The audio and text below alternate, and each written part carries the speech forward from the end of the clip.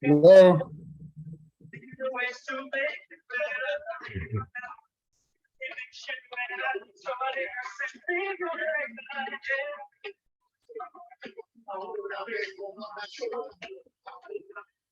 Hey, G. Hello. Hey, G, how are you? I'm good. How are you? I'm not bad. I'm not bad at all. How have you been? Traveling, busy, I'm sure. Well, I'm here at Latitude. Yes, I know. Perfect, perfect. How's that experience going? Have you presented yet? Yeah, I did. I did I kicked off the event main stage, and then we had tech breakouts over the last 2 days, which we just crushed it. Everything's going great. Good, good, Yeah. great. Are we getting a big crew here today, or? Some will be in silent mode, but I'm surprised that there's only 3 people here today. I mean, 3. I'm surprised, but we'll get a crowd. We'll get a big crowd. We'll get a big crowd. Folks knew about this, right? I'm sorry, sir? Folks know about this, right? Absolutely. I've publicized it on all of our Cyversity channels, and you did a blast out too, and I've been blasting it out to all the folks that are going to be joining us at our national conference. So, Are they? Did people have to register, pre-register, or say that again, please. did folks pre-register, or how did it work? You have to register to get into this conference. I mean, to this interview series, you have to register. And we're recording it, of course, because many folks are, sometimes are busy during their busy workday or their Saturday. And we do this once a month, so everyone that comes knows that we're here every Saturdays. Mm-hmm. And we seem to get a huge following after these conversations, with a lot of people coming to us after they're viewing the taping and speaking to us about the conversations that we had. What I'm going to do is, because I have to get this stuff on tape, Guillermo, that what we're discussing. So I'm going to go ahead and go through our normal montage, if you will, and then we'll jump to the conversation. Well, I have till noon. Is that or 1 hour is what I set aside. Is that good? That is totally sufficient. I mean, you'll probably talk a lot about Conectado, which is what one of your main focuses, Conectado and members, your purpose, your G purpose, your compass, and your perspective. And as we go through that, I've got some questions. I think I sent them to you. I've got some questions, and even as I was sitting here, I had more questions. But we'll give you an opportunity to speak, really passionately about the National Hispanic Month. Our relationships between the Latin community and the African American community. So that we both do. Awesome. I have a So- couple of charts too that I want to share Sure. on cyber. Well, I'll cruise through it and I'll show you, get a kind of a glimpse of the report that we shared here at Latitude. Yep.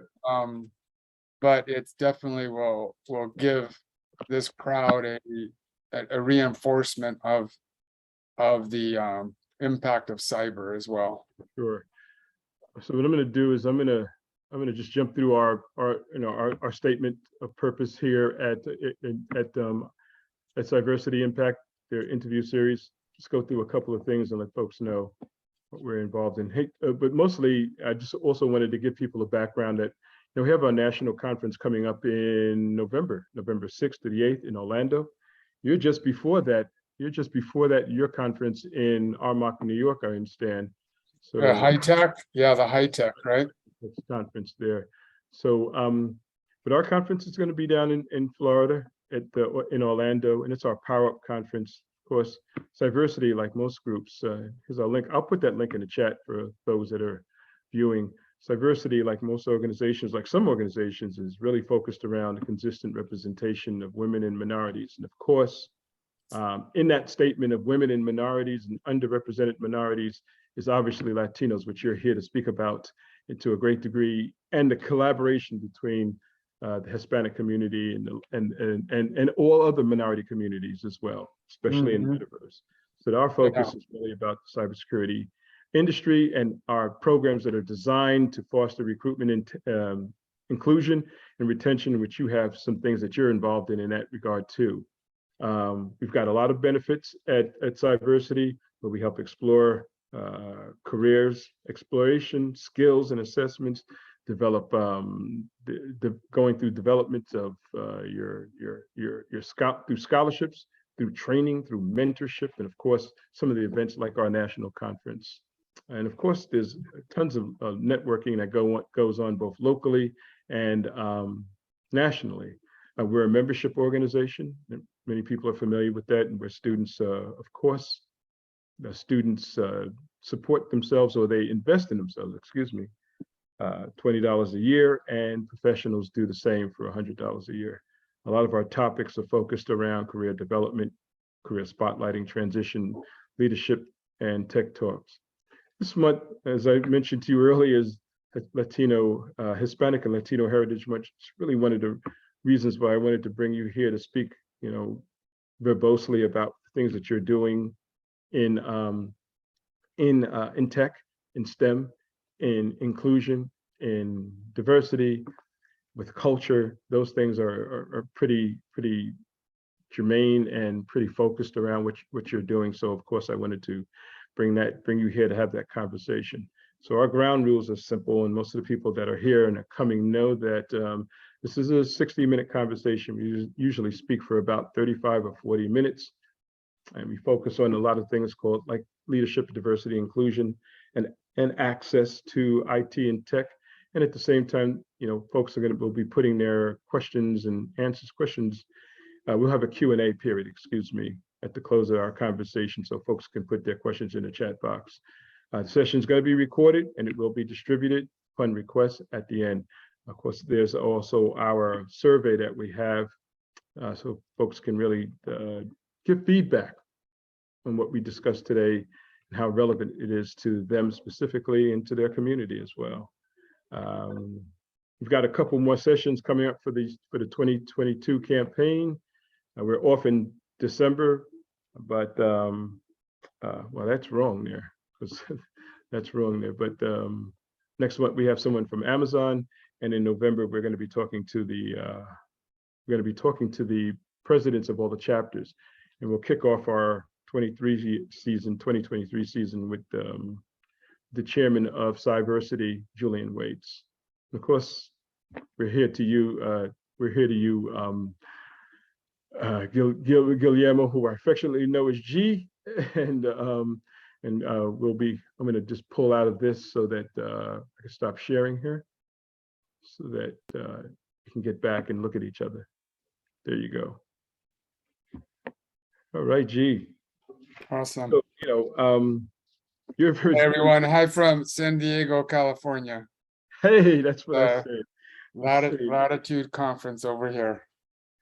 Yeah, and you're at the Latitude Conference to more or less not only unveil, but also speak more about your latest emotional and financial investment that you're deeply involved in, which is Conectado Yeah, and its access, and how you're using Conectado to access the metaverse and give everyone and anyone access to this whole process and platform around developing the next generation of cybersecurity technology engineering practitioners.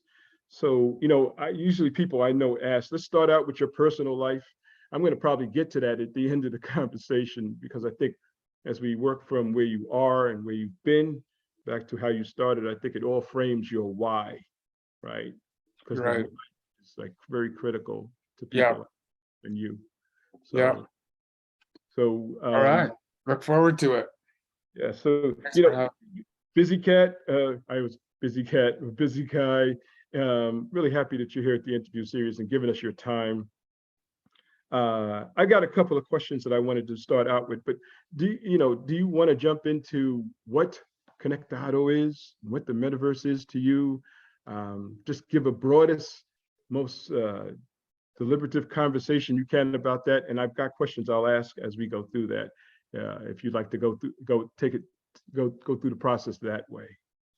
Yeah, so I think if we start there, and I think your framing is right on, is like if we can, what I'm doing, why and what I'm doing right now is sort of I guess a culmination of my journey. And the term we talk about, the metaverse, and metaverse is just it's just a virtual world of kind of what we want to be able to do is replicate the kinds of things in the physical world that can actually scale much faster in if we do this virtual world correctly.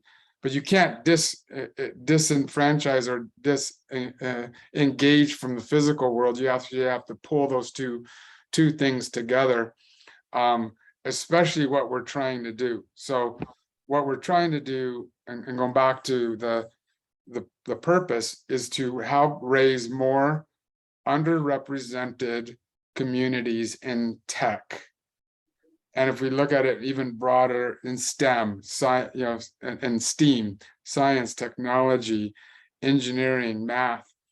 But STEAM, we call it STEAM because there's an A, which is the art. If you think about art, and if you look at today's world with this Web3 metaverse, art becomes a key element. It's an NFT. It's a token. It's the things that we're all good at, especially as Latinos, as underrepresented communities. If I go down in San Diego right here, or even where I'm from, where I live in San Jose, is you have these beautiful murals on walls and buildings and so forth that artists paint there. And it's like, wow, what if we could actually expose that as an NFT in the metaverse? And what if somebody can, take that art and actually, you see, if you know what an NFT is, a non-fungible token, you see a lot of things like, apes and different just anything art. Now imagine if you could take one of those beautiful murals and actually expose it as an NFT in the metaverse, and the artist, being compensated for their actual worth of what they're doing. But the why there mostly is, how do we build more brown and black, more, how do we build more of us in these fields, because we're underrepresented. I mean, and why, and I'll show you in a second why we're here and why Latitude is so important. How do we get more, it's a Latino conference. How do we get more Latinos in tech, in STEM, in STEAM? And that's the real why in this whole thing, David. Sure, and Latitude is a conference that I've understood is a conference that really highlights, if you will, the accomplishments of Latinos in their communities, highlights the accomplishment of Latinos in industry, in tech industry, in entertainment industry, in manufacturing and everything. So it's great that you're getting an opportunity to talk about metaverse there, right? Oh, in fact, I think about it so what the message is every job will be tech powered. Mm. And so I posted there what latitude dot, it's the conference, but this is like I mean, I'm here and it's just buzzing. I mean, Yeah, the impact of our communities collectively, and again, the focus here is Latinos, but impact is huge. 4 years ago, I stood on that stage and I told Sol Trujillo, who's the visionary around Latitude, I said, we have to have tech in here because everything will be digital. And at that sure. point, we didn't have anything called a pandemic or anything like that. But I grew up in my career in Silicon Valley. So I grew up as a tech geek, tech guy, and and I see it. I've seen it. Especially when I started, I was like the only Latino in tech in Silicon Valley and Right, happened to be a veteran. Add that to right. it, right? Mm. And so it's really important because if you look at the United States, that's what the demographic looks like. And I'm not saying this because I'm Latino or because I want to see more brown and black communities. I'm saying that because that's what America looks like, Yep, and I'm American, right? yep, yep. And it looks like, from the Latino perspective, the Latino community is about 22 to 23% of the population. And Yeah, as 22 to 23% of the population, you're rapidly becoming the new mainstream economy, if you will, of America, having spends of huge billions of dollars. And going back to your statement about being the only Latino, or one of the few Latinos, or the only Latinos in tech in Silicon Valley, I'm wondering if this informed you in your time at Cisco, because I've got some questions about that as well. If this informed you of, of the community and what you should do in the community.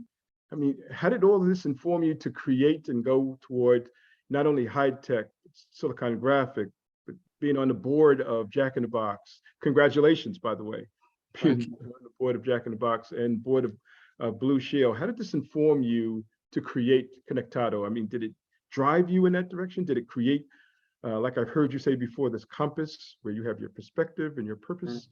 Mm-hmm. How did all of this Well, drive you I to? kind of maybe take a step back and just kind of Sure. go where I came from. I was born and raised in Pueblo, Colorado, right? And my family's from Mexico.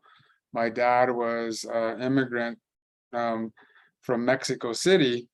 And I never knew my dad. He died when I was about a year and a half, but my mom, raised two young babies. I was a year and a half. My brother was 4 months old. And I saw their resilience as well and the family impact. But we didn't have a lot of money to go to college, so I went to the US Navy. And interestingly enough, when I was in the Navy, or when I got my job description to go to the Navy, it was telecommunications and security, and I was like, that sounds pretty cool. I had no idea what that meant at the time, but thank God, and that I ended up in that kind of a field. But I learned about this stuff in the military, and when I got out, I had the military scholarship to finish my degree, and I ended up at right at my last base in military and in the Navy was in Alameda, California, which is in Silicon Valley, or it's in that Bay Area. So I was in the right place serendipitously. I was in the right place at the right time, and then I built my career in tech. Mhm. But you know, luckily I had people around me that didn't look like me, but that had me under their wing and had my back. But I knew what it felt like, and I don't know where you all come from, but you know, it felt pretty, you know, like I was like, I got it. There's something here. I didn't really understand the purpose part of it, but I was like, I know how it felt, and I Right. didn't want others to feel that way. So as I built my career, there's, you know, this other notion of you know, like you know, Silicon Graphics, which is like the NVIDIA back in the day. I was part of this, you know, they didn't call them ERGs at the time. They were like called the employee groups or infinity Right. groups. I was part of that. But when I went to Cisco, fast forward, I started there in late '99. And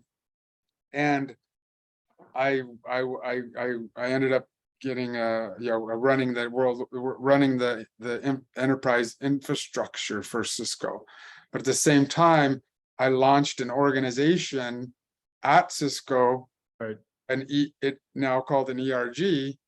We didn't know what it was, but I know we needed a place where we needed this community to be represented, and I called it Conexión. Conexión, it means connection. Yep. And those two things in parallel, you know, it was about how do you look at the platform, which is the tech piece, and how do you inspire your purpose, which is where we come from, Sure. and how do we build more of those. And so those two things intertwined together were foundational to my career. Again, David, I learned all this stuff as I'm going. I didn't like, so this goes back like innovation, right? Is like you do Sure. something, and if it works, great. If not, maybe try something else, right? Sure.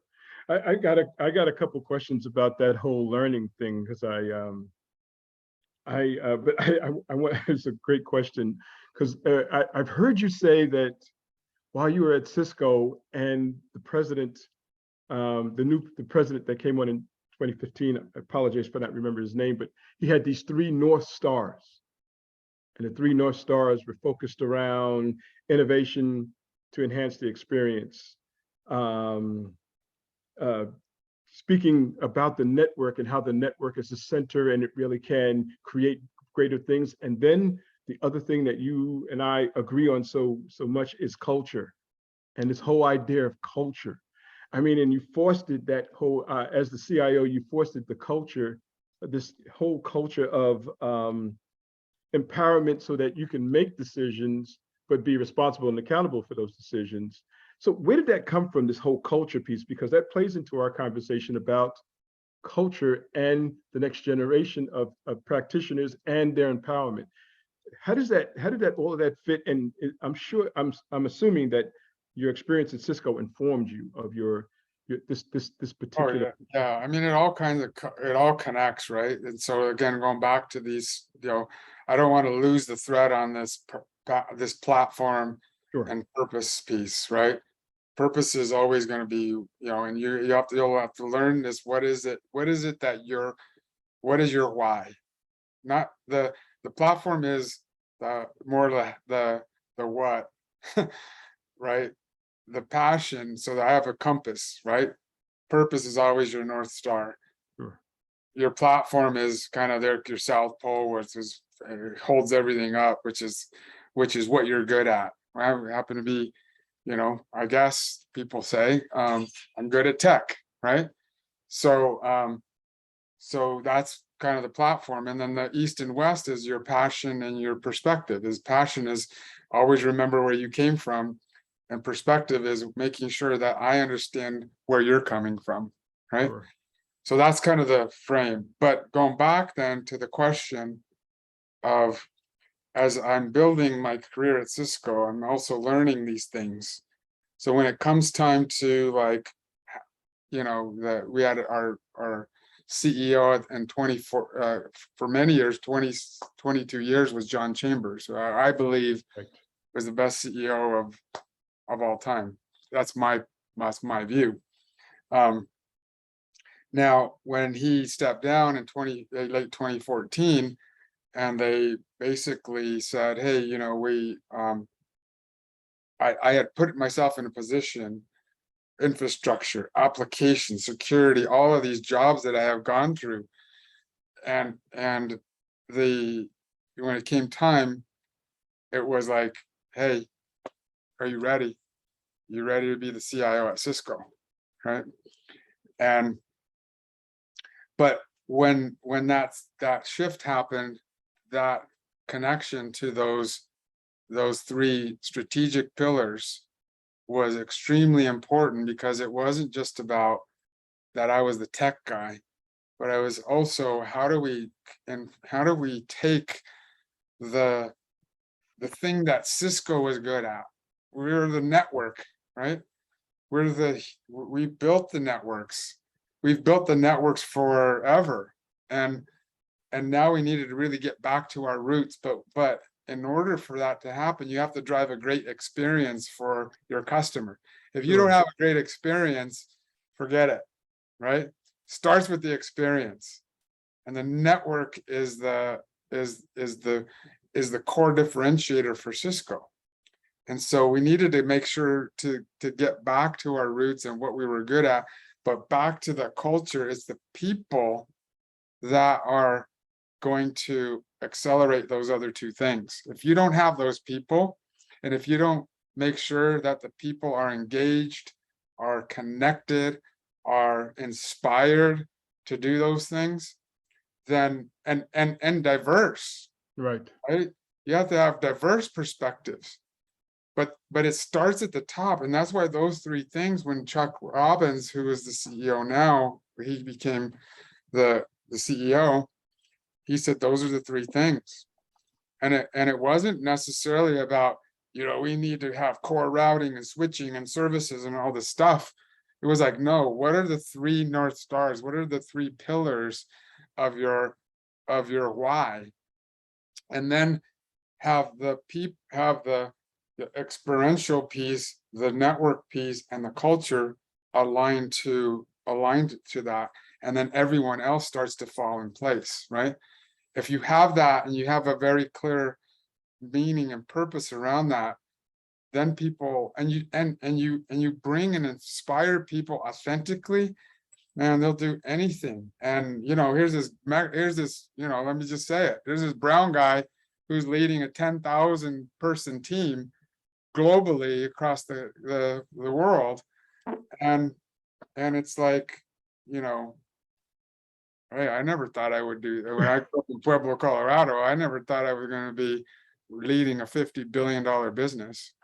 Yeah. Not only Pueblo, Colorado, but the east side of Pueblo. The east side. The east side. Exactly. The east side. So this thing of culture is very big with you, G. I mean, you really focus on this thing of culture in your conversations about diversity and inclusion, and you bring that to light so purposefully. I mean, what's the big deal about culture? Is it? What's the big deal? I mean, bringing people along in a culture. Some will, some won't, some can, some can't. But you focus on culture as being one of the pillars of success for an organization, pillars of success for the evolution of an organization. Can you delve into that for me, please? Well, it goes back to, you can't really build a product, a service, an experience without the people. And the people need to be, again, going back to those North Stars, is what are the things that you're trying to do? Now I'm running this, hey, I grew up in tech. I grew up in corporate tech. Now, yes, I started Cisco when it was much smaller and it grew to $50 billion business. So but I was always in sort of like a corporation or something like that. And now I'm an entrepreneur running a venture. Well, my team, I'm just so amazed every day that I get to work with these people. But they're only going to be there if they're inspired by your purpose, by what you're trying to do, and you can't do that purpose without the people. It starts with the people. It starts with making sure that you have the right people, the right alignment, the right messaging. And when you do that, I mean, people will, they will just go. In fact, it kind of sometimes hold me accountable to like, hey, hey, you're off your purpose. You need to get back on track. And it's like, you're right. And when you have that sort of that openness and that authentic, I guess the way I would say it is authentic leadership, where you lead, people say it's like, gee, why do you, sometimes I'll be on stage and I'll just like, I'll be so emotional. I mean, I'm not afraid to cry on stage. If I feel so passionate about it, but people see it's like, no, that dude's for real, right? This is like, this is some real stuff. And when people see that, I always say, when you touch them here in the heart, you will touch their mind, and then you will touch their wallet. Heart, mind, wallet. Because if you start with, oh, hey, let me go find the ROI, you go after the wallet, and it's like, okay, that was okay, but that's just another transaction. It's just another right? transaction. You try to intellectually go toe to toe with me. It's like, I may go, well, hey, this guy's a little bit, but if I go right here first Sure. and go, hey, David, like we have talked, you and I talk heart to heart. Really. And it's like, then the other stuff goes, oh, hey, let's go talk about, how, and let's go talk about what. But if we don't talk Sure. about why, right? Sure. The why starts in here, right? Sure. Wow. All right, you're gonna make me, You're gonna cry? crunch up a little bit. Are you gonna cry? No, I'm not because we crying, had you're this crying. conversation. You guys on the line, and I swear I'm tight that there's not a whole lot more people, because you guys don't know. G is seriously authentic, but he don't even have to be. And I'm not saying that for you, G. I just know a lot of people like you. Right? I know a lot of people just like you, in the same investment circles like you.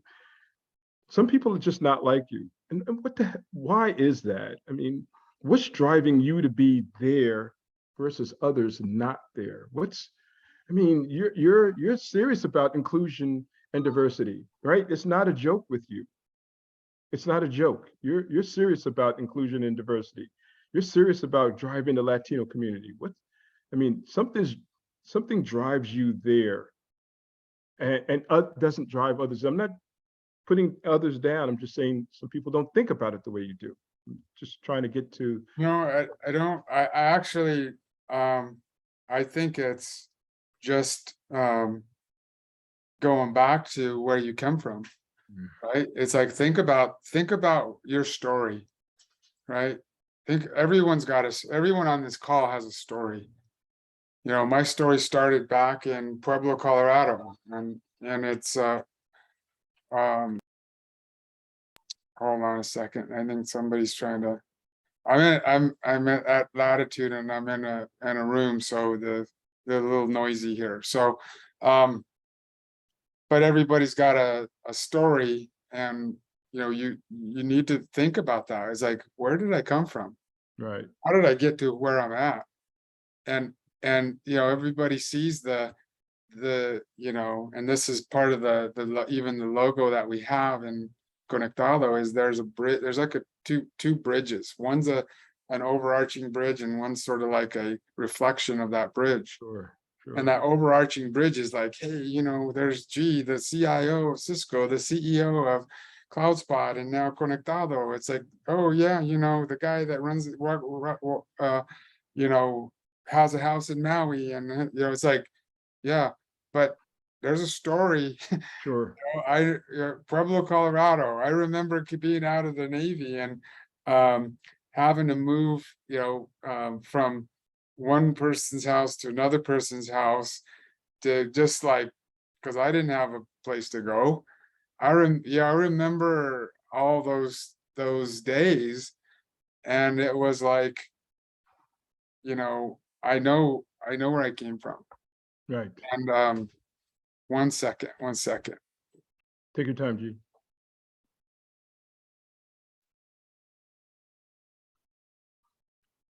So while G is on mute there, I hope you guys are appreciating the conversation that we're having with Guillermo Diaz Jr., one of the luminaries of IT and tech. He's giving us a lot of his background and history and probably more. I know some of you will, you know, as I said to G earlier or in past conversations, I know a lot of you would like to be like G because he's from where he's come from and where he's going to. And there are, you know, quite a few of you that may have some questions. You can either put them in the chat, or I'd prefer you to come off mute when we get to the point of Q&A. Come off mute and ask Guillermo, ask G your questions directly, because that's the way you create personal. Yeah, I mean, anybody has a, you know, I mean, you know, I mean, I know, I see guy Carlos there. I see him shaking his head a couple of times, so he must have a story to tell. David, I know your story. Yes, sir. It's like we all have one, right? And it's No like, doubt. how do you know, going back to this story, there's a story behind the story, and what we want to be able to do. And I think you all, when I think about this, and you know, I think I'm right at this point in my life when we talk about privilege. I'm privileged. I'm privileged. My kids are privileged, but I wasn't privileged when I was a kid, right? So, but in order for us to actually, you know, think about how do we go from underrepresented, like, holy shit, we are represented. You have to like, you know, you have to be able to kind of rise up and not look at just like, and you know, I may be able to share with you a couple of data points. But you know, we always say, and it's like, hey, you know, we're like Latinos in Silicon Valley, 40%, you know, K through 12 students in Silicon Valley, in the heart of tech, 40% of students in Silicon Valley are Latino, yet there's only 4% representation in tech in the heart of Silicon Valley. Now, it could go back and say, hey, somebody's got to give us 5% or 6%. It's like, nobody's going to give you anything. You got to go get it. Yeah. And that's why Conectado exists, is like, hey, there's a bridge, that bridge from the supply and the demand. And I'll tell you, the cyber, and maybe I could share a couple of charts, but cyber is one of the top 4 skills in the report. I'll send the report to you all that we did. I just launched this report at Latitude on stage, on main stage on Thursday morning. And I talked about 4 key skill areas: software development, cloud automation, data science, and cybersecurity. Now, here's the thing. In all 4 of those, think about this. In all 4 of those top skills or top jobs, in each of those, we did some regional studies on where the demand for those skills are. And the top 2 states in the US, and you could work from anywhere, don't get me wrong, you could work from anywhere, but the top 2 states that are creating the demand for those skills in every one of those 4 categories, number 1 was California, and number 2 was Texas. Then you have Florida, you know, New York, Virginia, and then maybe Illinois because of Chicago. Now get this, David. Okay, so let's talk about that. So California and Texas, let's just use those 2. In California, the supply of the future, K through 12 students in California, 56% of them are Latino. In Texas, 54% of them 54%. Are Latino. Absolutely. Right. So wait, let's connect the dots here. So we have this skill of the future that's driving the everything in the world's digital. Everything now has to have a cyber layer to it.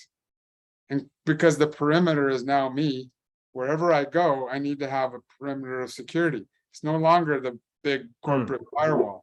My firewall is around me. You are the firewall. So I need to secure you at the most granular level. Okay.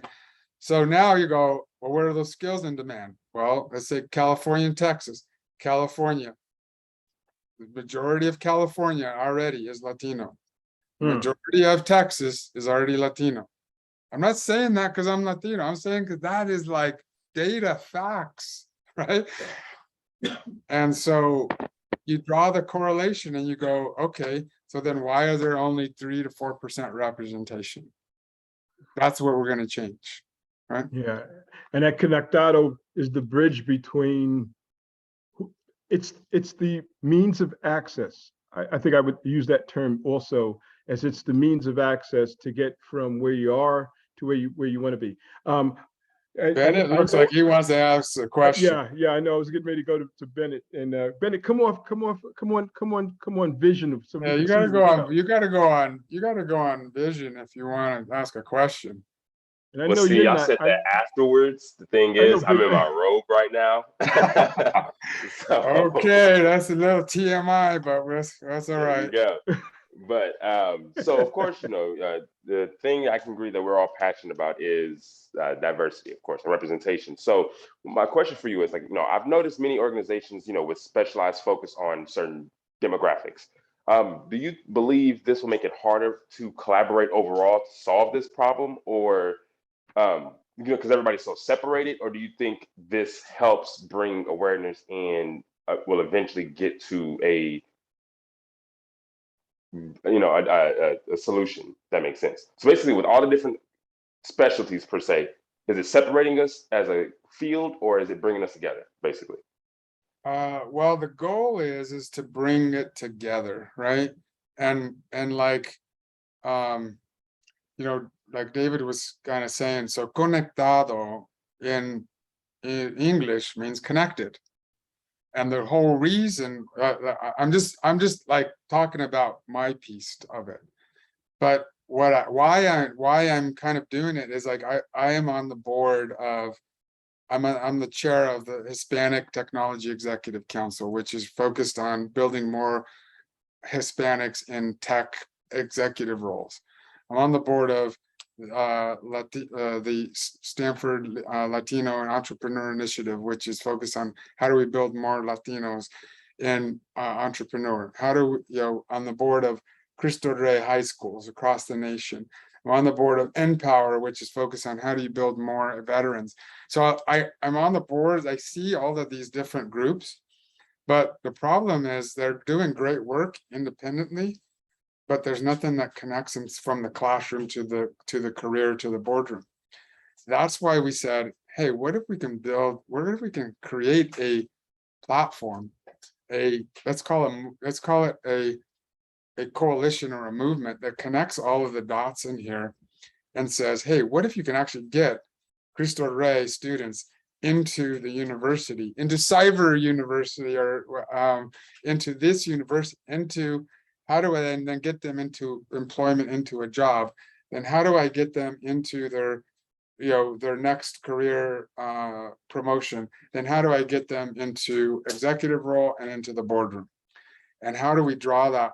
And the only real way to scale this, Bennett, is through technology.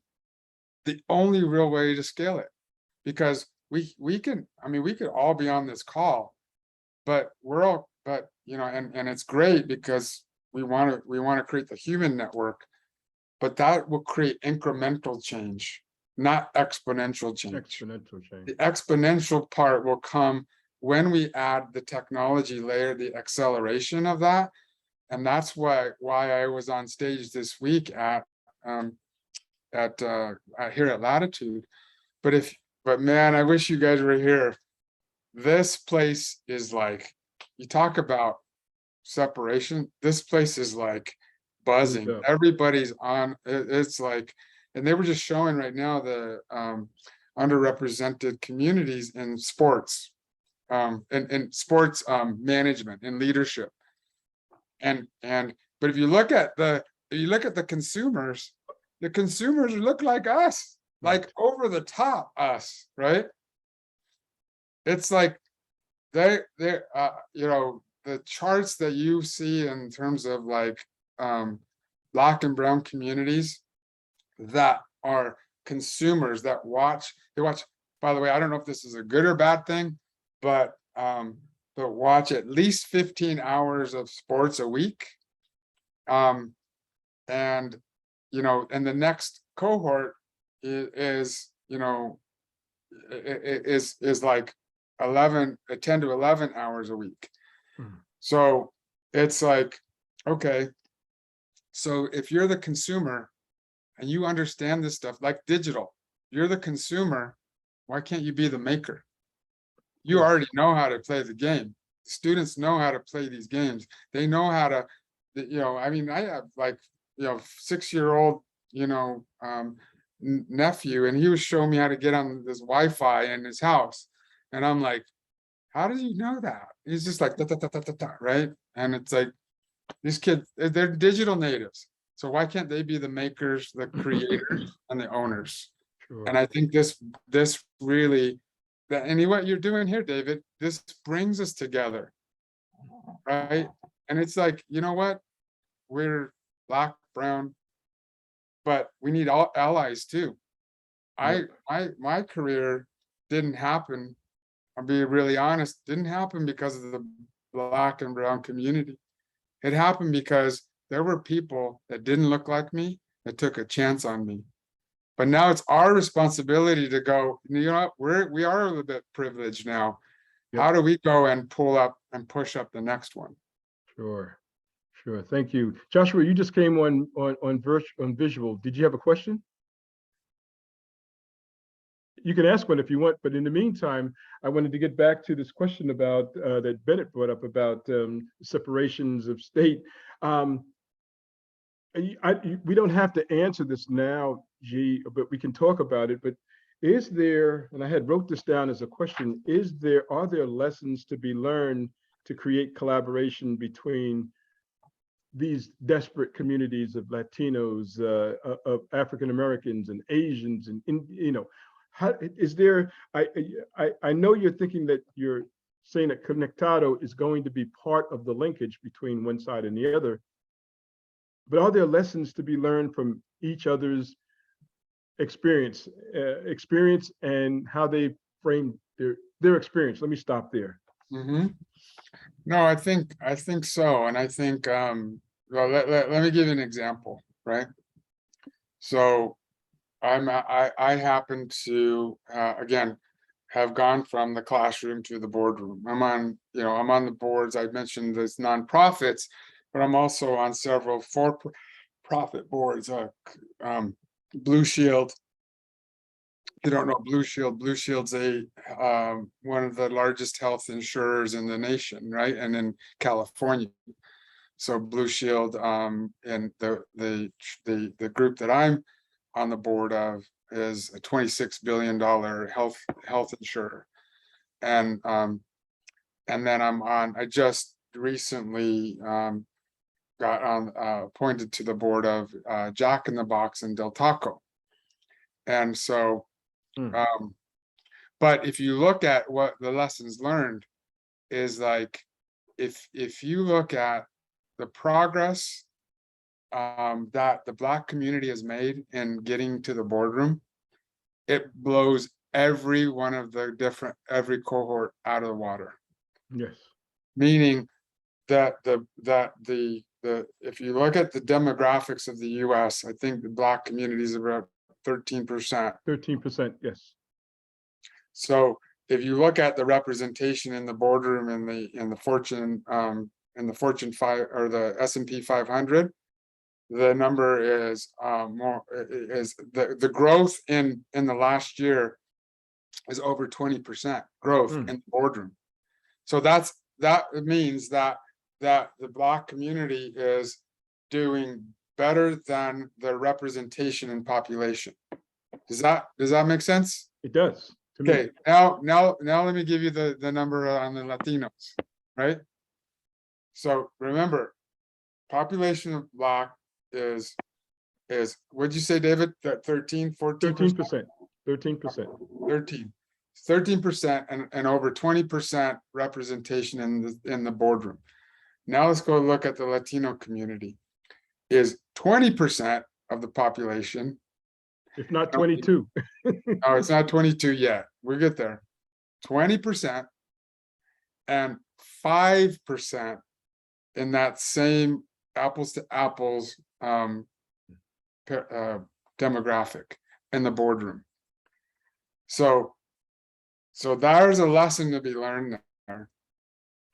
And so we are pushing really hard in terms, and even myself, is how do we get, and if you look at Asian community, it's like 6.3% of the population and 6% representation. So it's almost, a 1 for 1. And then the white demographic is, is over 54% representation in the boardroom. So there's a lesson there. And so we needed to kind of like go, hey, what did we learn? Hey, let's work together on this stuff and what has happened. What are the things that are going well and what can we, and maybe not going well, and what can we work together on? That's one example. But the other is, let's go back to cyber, right? I talked about the population here. So how do we get more of us? How do we go? The skill, the jobs are there. I want to, can I show you guys a quick chart here? I want to show you guys here what this looks like. Can you see my screen? Yeah. Yes, we do. Yes. All right, I'm gonna quickly fly through this so you can see the numbers, and I will send you this report. We just published this report. How do we build more on Latinos in tech, from consumers to makers, creators, and owners, right? So what's the story, right? The story is every job will be tech powered. You guys all know that. I mean, if we didn't learn that in the last 2.5 years, then what world are we living in? So we want to move this notion of how do we get from the classroom to the boardroom? How do we build and upskill? Maybe even some of us on this call, we're constantly learning, but how do we build more these digital skills? Because that's where the puck is going. And then how do we get access to capital, right? And so we need to be able to change that. And if you look at again, this is data. This is not Guillermo Diaz, opinion. This is data. 50% pipeline of workers, 78% over the next decade, right? And look at the school where the pipeline looks like. It's 1 in 3 already, and then you look at the largest states, as I mentioned earlier, 1 in 2. That means 1 out of every 2 students in the public school system in California and Texas are Latino. Latino. But again, you look at, I mentioned this earlier, we're the consumers, right? We're the most digital, the youngest. We put the A in STEAM, and if you look at entrepreneurs of those that are building tech companies, 19% are Latino versus 14% non-white Latino, right? And so, but we're driving the platforms. The platforms are social media. Look at TikTok. These are, again, this is data. This is not G's opinion, right? This is real hard data. This is, streaming. Look at the growth there and the impact. What this, the streaming communities, what are they? What are the platforms? If they're not focused on our community, then if you took Latinos off of those platforms, they would have their revenue, right? And the overall viewing of streaming, right? So if you look at the streaming impact, 33 billion minutes per week of video streaming from Latinos, right? and gamers, for gamers. Not only as a part of the exercise routine, but part of the video, the video games and so forth. But here's the thing. Now let's switch to business. Tech is accelerating the business. So the tech savvy companies are the ones that are actually outperforming their peers. Those that looked at tech as their strategy are leading the pack, are doing better than their peers. And again, this is the data. But now let's go into that means that it's creating more demand on tech skills. 4 key areas, I mentioned that earlier. Now, for you guys, I wanted to make sure we've done a double click, right? This is the global demand. So this is happening. And it either, I always say is like change will happen. By us, with us, or to us. What do you want? I want change happen by us and with us. I always, sometimes change will happen, like pandemic happened. Change happened to us. But guess what? It created this opportunity. Now, if you look at cyber, just in the US, this is the number, these are the numbers.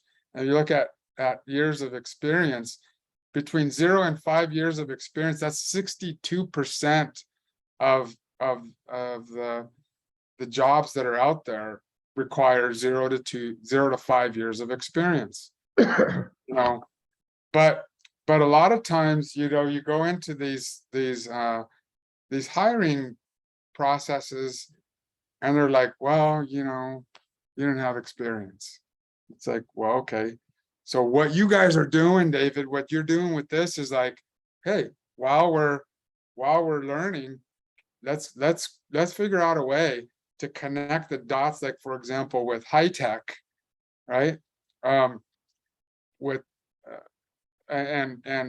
there's a whole network of employers in the high-tech community. And when I say high-tech, the Hispanic Technology Exec Council. If you add up the market cap of the sponsors that are connected to HITEC, if you add up that, the market cap is $15 trillion. So it's like Microsoft, you name it, those companies are there. Well, what if we can actually build a pipeline and go, hey, from here to there, let's go get these, either these classroom students or these upskill, learners into internships or into apprenticeships, into roles that they can actually learn about the job. So that bullshit about I don't have experience, it's like, no, wait, here we do. And we got it from Microsoft or from for whatever company. But this is what I was mentioning earlier, right? Here's the demand is high, and the Latinos live in those places where the demand is high. California, Texas, Arizona, right? These are the places, they're there. And it's like, don't tell me that we're not there. It's like, well, I don't know where to find them. It's like, well, go to LA, go to San Jose. If you have to be blind not to see Latinos, right? It's like, you have to be like, here, put these on, because if you don't think they're there, go there. That's where they live. Yep. I mean, this is not me saying this because I'm Latino. This is the data. This is fact. And we're driving innovation. I mentioned this earlier. It's like the number of Latino new owners, right? Creators. And so, but that change is going to happen by us, with us, or to us. And what's interesting is that the more we move the needle, and this is an eye chart, but if you just look at that arrow going up, almost half of, so this is the opportunity for the Black and brown community, David. More than almost half of of the population that we talked about, 46% of Latinos make less than $15 an hour.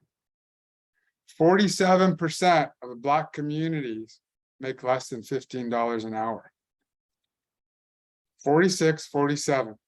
Now imagine the impact on the GDP and our generational wealth and your family. I mentioned my kids, they're privileged, right? But that's because I went from here to there, right? Right. So if you can get to that top, to even up that stack, right? To, the kinds of jobs that are going to be paying, $53, $43 an hour. That's life-changing for families and especially in our communities. So this is the thing that we're doing there. And, we're really, I mentioned this earlier, we're bridging that with the stuff that I'm doing with Conectado is how do I get this student from here to those opportunities, because the gap is still pretty high. And so what we did is we launched a platform, and if you scan this, part of it is Conectado, but this is a campaign called Dare to Tech, and Dare to Tech is has this report that I just went through. You'll see this report, and you'll see there's another set of data behind here that it talks about some of the key concerns about why especially the Gen Zs are not moving into these fields, and what are the kinds of things that we need to be able to do. But Dare to Tech is really about how do we get a coalition of organizations together to connect that generational. How do we create more game makers? How do we create more metaverse coders? How to create more creators, right? The world's moving, the metaverse. I don't just need like, hey, I need, where I come from, hardcore infrastructure people. I need people that understand how to create like beautiful experiences, creative experiences, and being able to mine, cyber and mine data. So that's kind of I'll stop there, but I just wanted to share that with you all. Hopefully that helps kind of give you some data perspective on what we're doing. Wow, and more wow. Really, wow. Where are you in the process, and how can we help? So the process, what I just talked to you guys about is like, so we just launched that on Thursday. Part of it is we're not going to drive change if we're not in this together, right? Change will happen by us, with us, or to us. So we have to decide that. We can keep saying that, hey, Latinos are underrepresented, blah, blah, blah, blah, or Blacks are underrepresented, da, da, da, da. But it's like, no, there's an example. His name is David, right? There's an example. His name is Carlos. There's an example. Is Malcolm, Bennett, you name it, right? There's examples there. Let's go tell those stories. Let's go show these kids that they could be what they could see. Sure. And that everyone on this call, it's like, hit me up on LinkedIn. I'll try to respond to everybody, but if there's anything I could do to help anyone on this call, just like I'm going to be there as much as I can. But again, that's not totally scalable, and that's why you'll see a G, what we call meta G. Meta G in not an OG, but a meta G. in the Conectado cloud, you will see something called a meta G. And if you let me give me just 59 more seconds, I will show you what that looks like. Let me just see here. So this is so Conectado is a metaverse experience, and it's basically a game. And the game is, how do I get you from here to your next opportunity as fast as possible, and how can we give you an experience to get there? And we partnered with, hopefully, David, you and I talked about this. We partnered with you guys here, but with Stanford, with Berkeley, with UT Austin, with IIT in Chicago, with I literally this morning just got the agreement signed with Stanford. So they're going to put learning modules into Conectado. And how do we build these pathways in science, engineering, and medicine? And so, I want to share with you to think about how this coming into this place and being able to be able to be in an environment where you're building community, but I'm also going, there's somebody that looks like me, there's somebody that's helping me, but that there's pathways for me to get there. So let me see if this will work. I'm hoping it will work. Can you see my screen there? Yes.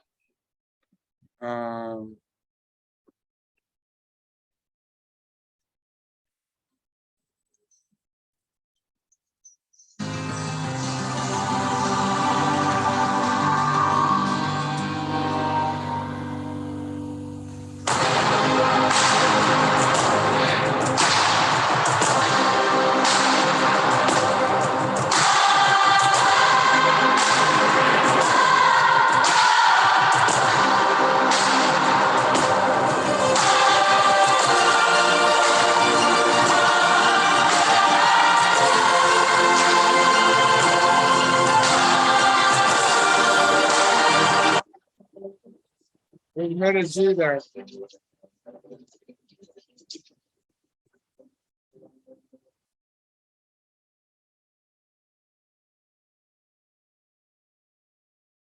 AMG, you should have been presenting this at Cyversity's national conference. I swear, man, this is heavy. This is heavy.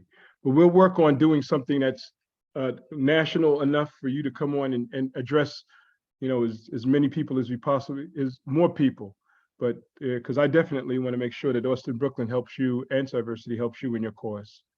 I know we're just about the end of our time. I dread to say, do you have any parting comments, because you've given us so much already, but I can't thank you enough for sharing your time, right? Sharing your passion and sharing your intellect and your story with us, man. I mean, it's. Well, yeah, I guess my parting thing is, I want to go, let me just go back to real quick here. I hopefully you caught this, what at the end here. Let me just share this again. Hold on. Where was I? Hold on a second.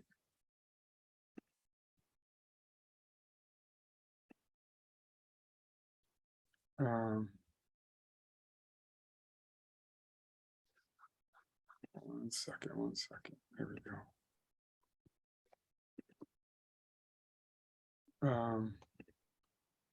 Let me go back to here. Are you talking about seeing your Medici? No, I want to go back to this. Can you see my screen? Yes, sir. So that logo, right? I mentioned that Yes. there's a story, right? So that story, so everything that I do, and I would just recommend you all think about this, is that, I mean, you have a story. So and if you actually, everything to me has a meaning. This logo right here, that bridge, that's the success, right? But there's a representation, there's a reflection that you have a story behind the story. That's the underneath piece. You see that on the top one, there's a mint there, you see the blue, but you also see this mint green, right? Yes, sir. That mint green means generational wealth. And why I'm so, going back to my story, I feel I am privileged now. I wasn't privileged before. My kids are privileged. So we've created generational wealth. because my kids now are working at AWS, at Tom's Shoes, they're going to San Diego State, working in a startup company, and I felt proud, but it wasn't without hard work, Of course. right? You all have a story. What is that? So this right here, that logo represents my why. And those spaces between the C, if you look at, there's a C there and then there's an O, all in the same thing. But those spaces represent going into this journey and being able to come out of a journey, but leaving space for me to go back and pull up the next one.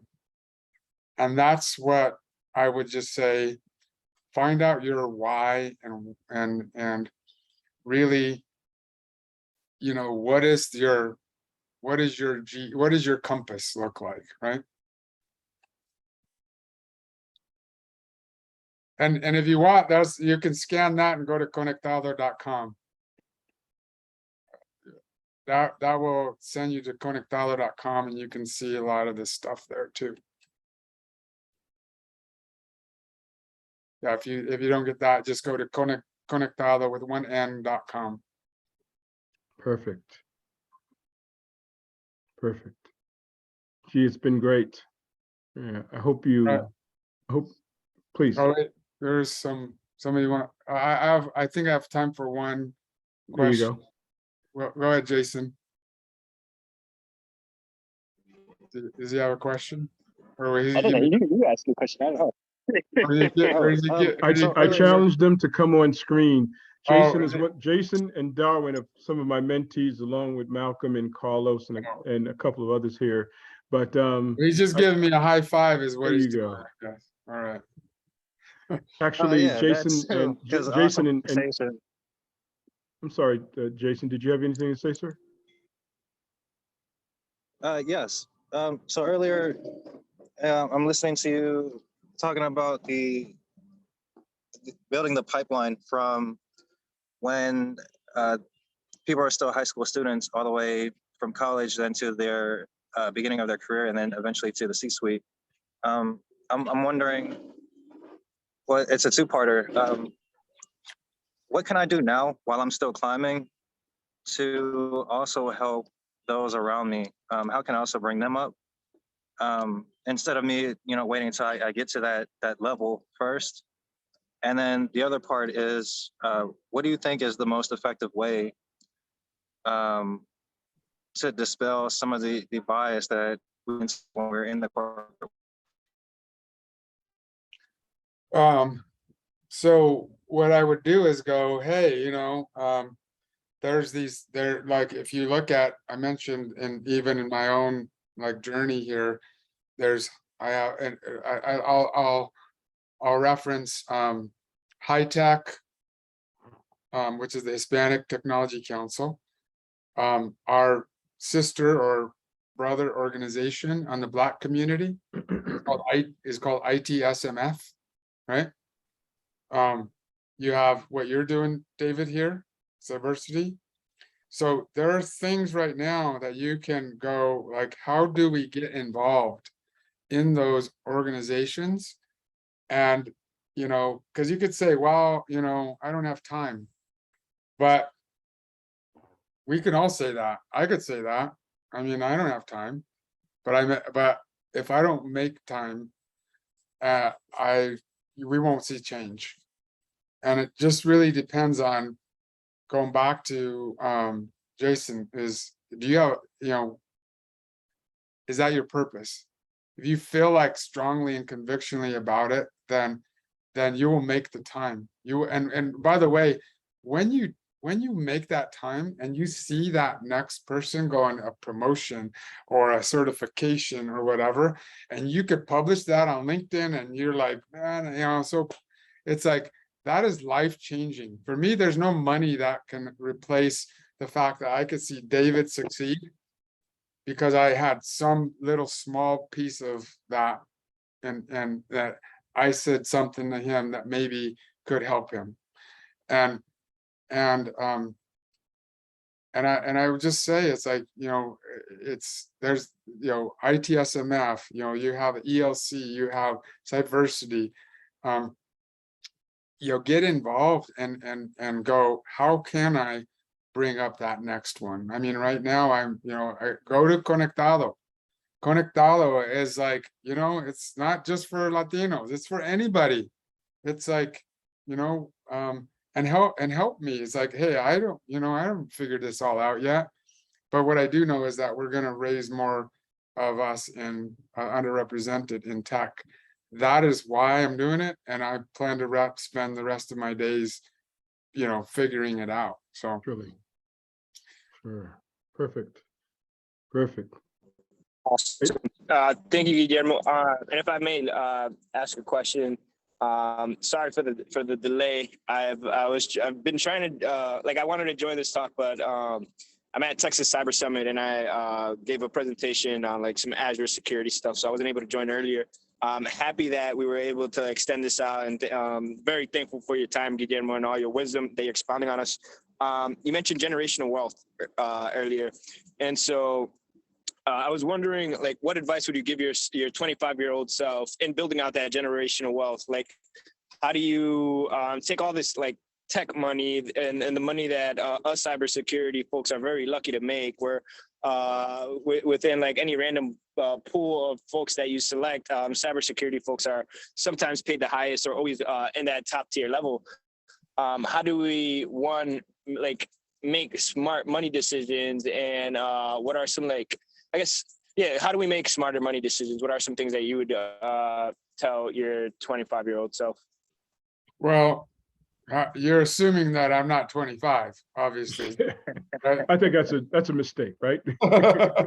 No, it's so here's the thing, and then I have to drop, but it's a great question. So one is, as I mentioned to you, when I became the CIO of Cisco, I did an interview for the job. Why did I not interview for that job? Is because when I went into Cisco, I was an infrastructure, I was a network kind of guy, a security guy.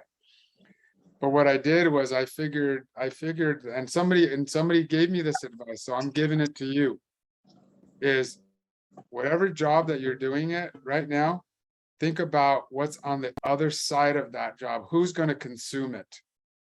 And put yourself, learn this side, but learn that side, and learn all of the pieces downstream. When it came time to announce the new CIO at Cisco, they were like, well, do we do a hiring? Do we go through the interview process? And they're like, why would we do that? It's going to be this guy. That's like the Mexican guy too, right? It's like, it's going to be that guy. We might as well give it, he's no one's going to beat him because he's done every job. He knows the business. He knows every part of this process. And so learn and go back to the perspective.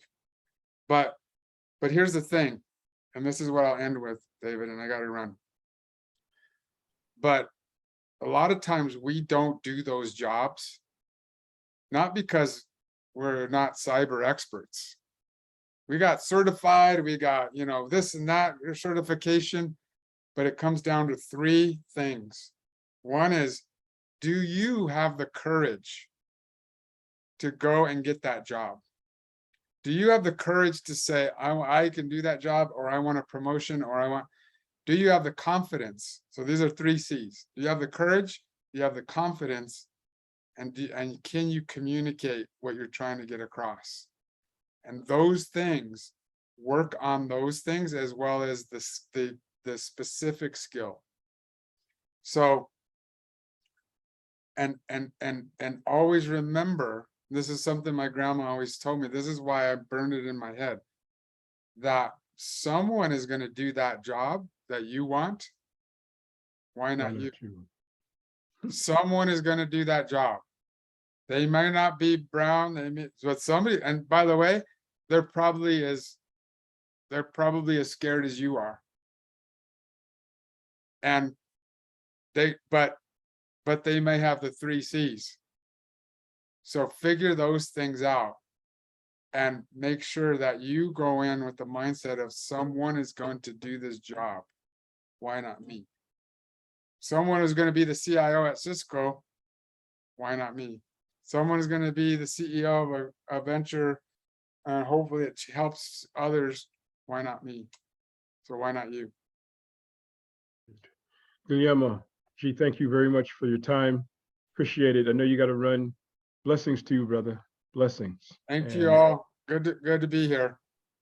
Be well, and we'll see you soon. All right, bye.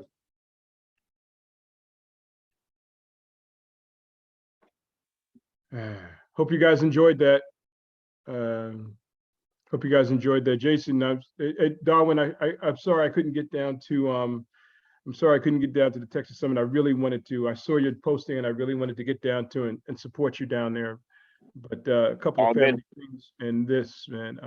But I told you I wanted you to be here for this anyway. But Yeah, I mean, this takes priority, man. This was an awesome session, and even just like the last like 10, 15 minutes that I was able to capture, you don't get like that level of insight from someone of his caliber often or even ever at all. So like, I mean, putting ourselves in the shoes of like someone that's about to accept a position for a CIO at a Fortune 100, yeah. it's very deep insights that is extremely unique. And so thanks for hosting this and thanks for putting this on. And I mean, we'll have we'll have like 100 million more conferences. So No especially the one in November. So no doubt, no doubt. How'd your presentation go today at Texas Summit? it went very well. Jason was there. He soaked a lot of it in. It's Saturday afternoon in Austin, so a lot of people weren't at the conference. They were out exploring and stuff like that. But I think my delivery and all that stuff went extremely well. I'm getting better as a presenter. And so, yeah, all good. Sure. Hey, Jason, as always, great to see you out and about and in the community. You're such a dedicated person.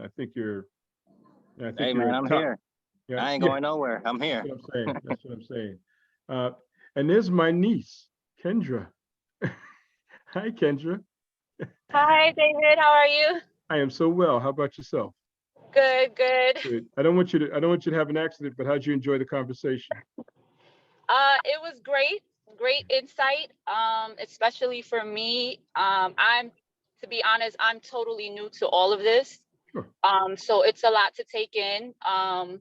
A bit intimidating, but you know, I'm willing to take on the challenge. I'm willing to learn more. But it was great insight, and I appreciate you inviting me just to hear all the amazing advice. No doubt. Time to get comfortable being uncomfortable. Yes, agreed. Time to get comfortable being uncomfortable. Yes. That's a good place to be. That's where you get growth. Yes. Anybody else have anything to say before we close out? I was playing some Santana. Y'all don't know nothing about that. I love me some Santana. If you all listen to my playlist, you'd be like, is this guy really black? Because he's listening to Def Leppard, he's listening to, Marvin Gaye, he's got, got everything on there. He's got Tito Puente, y'all don't know nothing. Y'all young people, man. Young folks, young people. How's your dad? How's your dad, Kendra?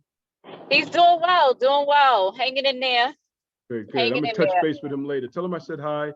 Serenity, good to see you. Hey, Tawanda, I've never seen you before, Tashwanda. I've never seen you before here. Welcome. You have anything to say? You want to come on screen? You and Dwayne?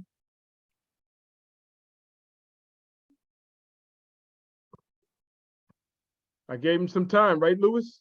I gave him time, right, Lewis? You did. How you doing, brother? Just enjoying this San Antonio, Texas weather, and this was really, really top notch. I'm glad you were able to say get that every time, man. out here. you say that every time. This was top notch. This was top notch. You have to keep topping our notches here, man. You got to quit being so good, then. Well, I got to bring you one to give. You have to come on and give a full presentation. The Lewis Pate khaki style. Excuse me, Dr. Lewis Pate. Amen. Dr. Lewis Pate. I'm proud of you, brother. I'm proud of you. I'm gonna join you in a minute, but right now I'm proud of you. Anybody else got anything before we close out? Hey, next month, William Shepard is speaking to Daniel Desilu from Amazon. William Shepard is doing the presentations. The last presentation is November for the 2022 campaign.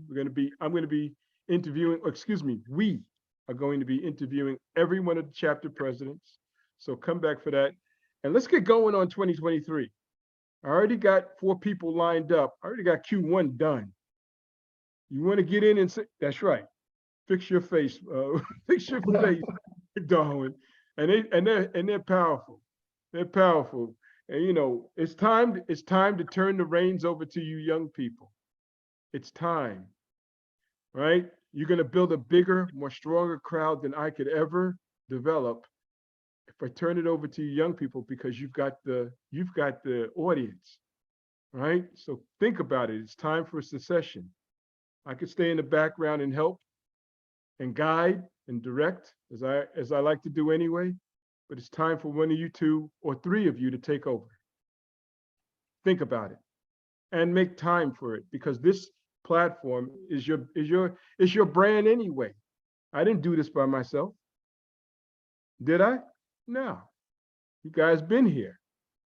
All right, so let's think about it.